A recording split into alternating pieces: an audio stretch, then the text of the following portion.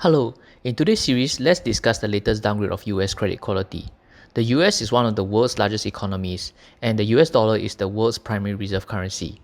It is also the most widely used currency for trade and other international transactions. Therefore, its credibility is very important, as the world watches the United States' capability to repay its debts. The United States owes foreign investors $8.5 trillion of its national debt, almost one quarter of its total debt, with Japan being the largest foreign holder of US debt with over 1 trillion, followed by China of 759 billion and the United Kingdom of $723 billion. US debt increases when the government spends more than it collects in taxes and other revenue. To cover this shortfall, the US Treasury issues Treasury bills, notes, and bonds. These securities are highly liquid, widely used by central banks as reserve, and favored by investors during market volatility. As reported by Moody's, the US credit rating was downgraded last Friday, dragging the last AAA rating down a notch to AA1. On Monday, investors wasted no time.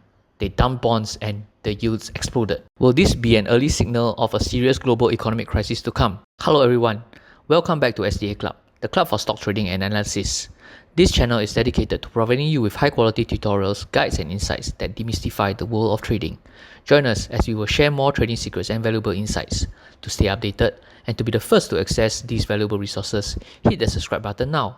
By subscribing, you're opening the door to a world of trading and maximizing your potential for success. Before we dive in, here's a quick disclaimer.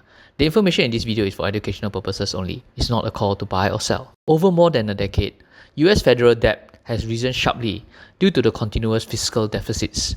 During that time, federal spending has increased while tax cuts have reduced government revenues. As deficits and debt have grown, interest rates have also risen. Interest payments on government debt have increased markedly. As a result, we expect federal deficits to widen, reaching nearly 9% of GDP by 2035, up from 6.4% in 2024, driven mainly by increased interest payments on debt, rising entitlement spending, and relatively low revenue generation. We anticipate that the federal debt burden will rise to about 134% of GDP by 2035, compared to 98% in 2024. Despite high demand for US Treasury assets, higher Treasury yields since 2021 have contributed to a decline in debt affordability. Federal interest payments are likely to absorb around 30% of revenue by 2035, up from 18% in 2024 and 9% in 2021. The US Treasury Department reported a US government budget deficit of $624 billion for the first 2 months of financial year 2025, after a $380 billion deficit for the first 2 months of financial year 2024. For November alone, the government ran a budget deficit of $366 billion, which compared to a deficit of $314 billion 12 months earlier. The Action Economics Forecast Survey expect an even higher $356 billion deficit by the end of November this year. This caused the 30-year Treasury yield to surge to 5% and the 10-year Treasury yield to 4.5%, while the 2-year Treasury rose to 4%. This wasn't just a reaction, it was a breakdown. This means bond prices have started to come down. Bond prices and yields have an inverse relationship, meaning they move in opposite directions. When bond price rise, their yields fall and vice versa. This is primarily due to the way yields are calculated and the impact of interest rate changes on bond prices. When interest rates rise, new bonds are issued with higher coupon rates, making existing bonds with lower coupon rates less attractive. To make the older bonds more competitive, their prices must fall, causing their yields to rise. Conversely, when interest rates fall, new bonds offer lower coupon rates, making older bonds with higher coupon rates more attractive, leading to increased prices and lower yields. Bond yields could keep rising past the 5% danger zone, pushing markets closer to a full sell-off.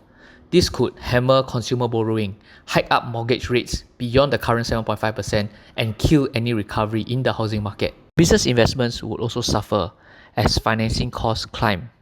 Early signs already show GDP softening from tariff pressure in the first quarter. The concern here is the domino effect it will cause on various markets, beginning with the bond market and then subsequently the stock market. A very popular ETF that tracks the long-term US Treasury market is the iShares 20+ year Treasury, also known as TLT. You can see here that year to date, the TLT is down 2.75% and has been down 7% for the past 1 year. Let us now look at the US S&P 500 returns to date. The S&P is currently trading at around 5,900 points, and had returned 1% year to date.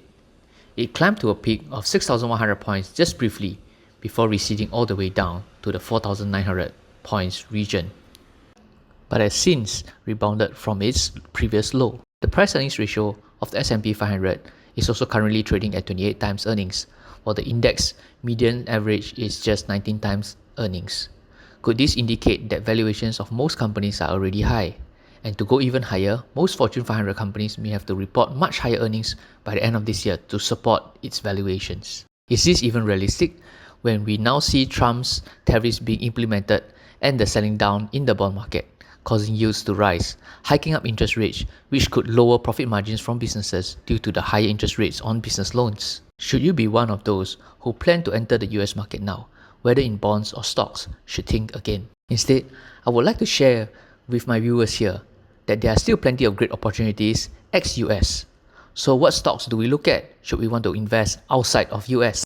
Here, I would like to introduce you to the Vanguard Total International Stock ETF, stock code VXUS. So, what's an ETF?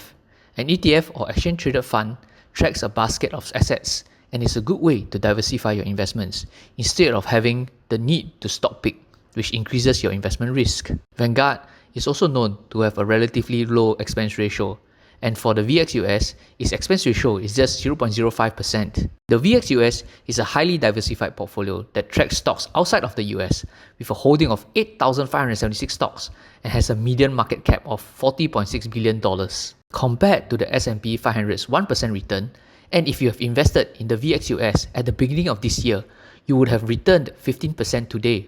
A good price to go into the VXUS could be around the $55 to $60 price range and continue to ride the uptrend channel. You can also join us on Telegram. I have actually put the link on the comment section below. Till then, stay tuned to more exciting investment ideas and latest market happenings in my next episodes. Goodbye and see you in my next video.